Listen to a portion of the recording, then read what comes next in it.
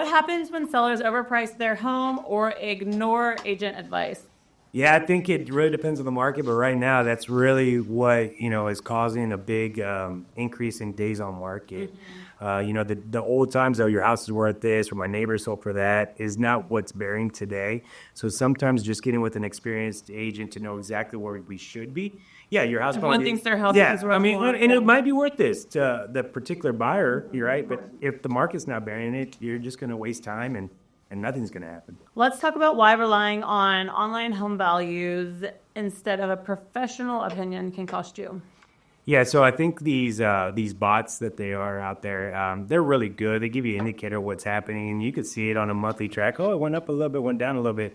What they're doing is they're using zip code data, right, to kind of gravitate the whole area. If we look at 78259, there's newer houses, there's older houses, and there's some in between. Well, if an older house sells and the price goes down, does that mean that your house and then your side goes down? Maybe, maybe not. Does it matter on location? Absolutely. So I think that the reason why those online bots don't really give us a whole big, warm and fuzzies is because it's not their representation of what's really happening in the market. That's why a professional goes out there and kind of manages your neighborhood, manages your, maybe your neighborhood right to the left or right of you, or you're able to get compared to like properties. I always tell people when I talk to them, I don't want to compare your house to apples to oranges. I want to do it apples to apples. Why? Because if you've done upgrades where other people haven't, I want to give you value for that, right? Right, because they're not coming in person like we are. Like they're not. No, absolutely not. They're not getting appraisals, inspections. They're just kind of... No, and then wouldn't it be rude to say that, hey, you bought a 20-year-old house, you remodeled it, put $100,000 in it, but then they're giving you valuation to your neighbor next door that didn't put any money into it? That wouldn't be right. And vice versa. If I bought a brand new house, I don't want to be compared to a 15-year-old house, right? Because the technology, the energy efficiencies, all the things that go into a newer home equate for more dollars and higher price points, better amenities, all these things that might not be in perspective when the home bot is looking at what your house is worth. Right. It's more realistic when, working with professional, like one person. Absolutely. So what happens when sellers wait too long to make the necessary repairs? I think in a tough market or a buyer's market, I call it tough because buyers want everything to be brand new. Why? They have options, right? Yeah. There's over 15,000 homes on the market right now. So depending on what area you're looking at in San Antonio or surrounding areas, you got options, which means if you don't do the deferred maintenance, if you don't do the update on paint, if you don't fix the things that we know that are wrong, you don't think the buyer's going to see that? So they could sit longer. It could sit longer. Like I always say we have one house, we just need one buyer, right?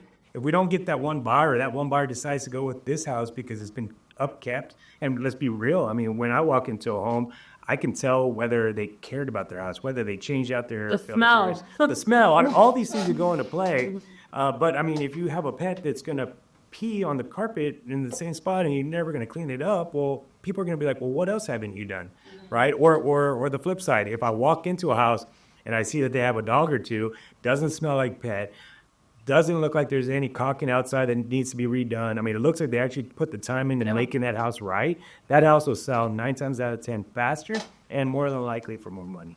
So which upgrades actually help with resale? Yeah, so I think, and which ones don't? Yeah, so I think curb appeal is probably the biggest one because when you're going to say, I want to see this house, you already got the warm and fuzzies, right? So the curb appeal that's really good is probably the best dollar per dollar improvement, right?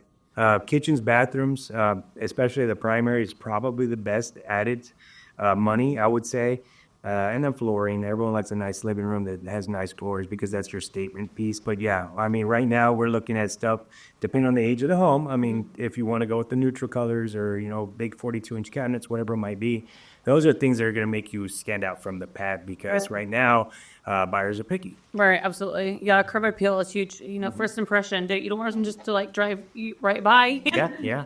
Well, and if people could see that if you take pride in your yard, you take pride in the necessary upkeep, things like that, that they know that you took pride in the house, which in foresight makes them think that the house is just built better or it's going to be lasting longer.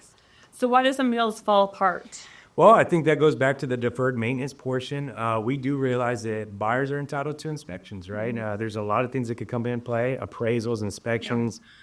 Things of the negotiation aspect, and that's kind of where we come in and help out because we have a preferred trades list that can do painting, caulking, the little stuff that's mandatory by lender required repairs like trimming back trees, wood rot, any kind of termite infestations, wood destroying insects, any of those things we can help you out with, but also getting you across the finish line to say, hey, don't be scared at this repair list. We can knock this out and it might only cost you $1,500. It's not that big of a deal to be pushing back. So I think sometimes just knowing that the buyers have choices and knowing that we have to appease the buyers to a certain degree, which might mean that we have to do more work, but we can help you get that point across and get that taken care of so we can get to the finish line and ensure that, things like the necessary repairs, if something's broke, fix it. You know what I mean? Let's just be real. Mm-hmm. How do unrealistic expectations lead to deals falling apart? I think the biggest one is having too much emotion into the deal. Right. If you're going to get offended that they don't like your decor, if you're going to get offended that they say that nobody changed out the air filter, but you did it last year, that's when deals are going to start to fall apart. Let the experts kind of get to be the buffer and say, okay, let's talk about why. I think a lot of times that the deals fall through is because somebody else is impeding the process. Right. Our next door neighbor comes in and say, oh, well, when I bought this house, I didn't ask for that. And I'm not going to do that. Or, our grandparents. Because when they bought their first house, things were a little bit different. Knowing market. Knowing the market is key because as a buyer, you have more latitude right now because it's a buyer's market. But not being offended is probably the biggest thing and allowing us to take that burden, be the middleman that we're getting hired to do, right? We're here to negotiate. I'm going to tell you, this is what they're asking for. I think these are all realistic. I don't think these are. But let's do A, B, and C, but not D and E, right? And let's talk about that. Go back and see what we can do. But make the emotion out of this transaction is probably the biggest thing because nobody likes to negotiate when emotions are involved because, number one, you're going to feel like you're getting, the short end of the stick. And we're here to protect you and make sure that you're able to get everything we want. And the biggest thing is getting the maximum dollar for our house and getting into the new property. And that's what we're here to do. Whether you're getting ready to list or just exploring your options, the Schrader Group can help you avoid pitfalls. Please subscribe to our channel to learn more. Thank you so very much. Y'all have a blessed day, and we'll talk to you soon.